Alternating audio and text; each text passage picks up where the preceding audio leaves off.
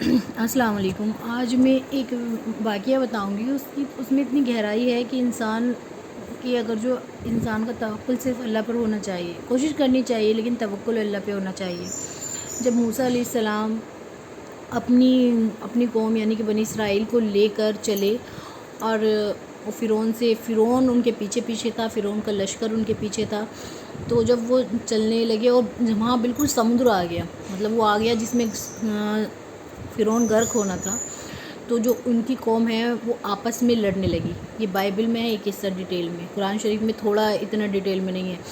تو جب وہ آپس میں لڑنے لگی تو ایک دوسرے کی گریبان پکڑنے لگی اور موسیٰ علیہ السلام سے کہنے لگی اب تو نے تو ہمیں مروا دیا، ہم تو اب گئے، اب تو ہمیں تو فرعون اب مار ڈالے گا، کیونکہ بھئی اس ٹائم کا 8-9 لاکھ کا لشکر تھا اس کا، فرعون کا۔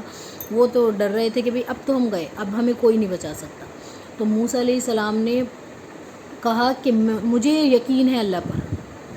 انہوں نے یہ نہیں کہا کہ وہ ڈرے نہیں، کہنے لگے کہ مجھے یقین ہے اللہ پر، وہ مجھے ایسے نہیں چھوڑے گا، میرے لیے ضرور کوئی نہ کوئی راستہ نکالے گا۔ تو ان کی جو قوم تھی کہنے لگی اب تمہارے لیے کوئی راستہ نکالے گا کہ اب تم بالکل یہاں پانی کے کنارے پر آگے کھڑے ہو گئے ہیں، اب کون سا راستہ نکلے گا؟ ادھر پیچھے جاؤ تو پیچھے موت، آگے جاؤ تو آگے موت۔ تو موسیٰ علیہ السلام نے کہا کہ مجھے یقین ہے اللہ پر۔ تو انہوں نے جیسا اپنا عصا پانی میں مارا تو وہاں راستہ بن گیا۔ تو مطلب انسان کو اس چیز سے یہ سیکھنا چاہیے کہ انسان کو کوشش کرتے رہنا چاہیے اور امید صرف اور بھروسہ صرف اللہ سے رکھنا چاہیے کہ میرا کام تو صرف کوشش کرنے کا ہے، نتیجہ تو اللہ دیتا ہے، نتیجہ اللہ پہ چھوڑ دینا چاہیے اور امید پوری رکھنی چاہیے۔ تو اس سے یہ ہمیں ملتا ہے کہ اللہ چاہے تو وہ دریا میں بھی راستہ بنا سکتا ہے، اگر جو انسان کو اس پر یقین ہو، اگر جو ہمارا یقین موسیٰ علیہ السلام پر جو یقین بنی اسرائیل کی طرح ہو جاتا ہے کہ ہاں اب کیا ہوگا، اگر جو انہیں اپنے اوپر یقین ہوتا ہے کہ اب کیا ہوگا، تو وہ بھی لڑنے لگتے، وہ بھی شاید وہیں وہ ہو جاتے، ڈھیر ہو جاتے، لیکن ان کا یقین کس پر تھا؟ ان کا یقین صرف اللہ پر تھا۔ انہیں پتہ تھا کہ ان کو ناکام، اللہ پاک موسیٰ علیہ السلام کو ناکام نہیں ہونے دے گا، اللہ ان کے ساتھ ہے۔ وہ کہتے تھے کہ میرے ساتھ اللہ ہے، مجھے ڈر نہیں لگتا۔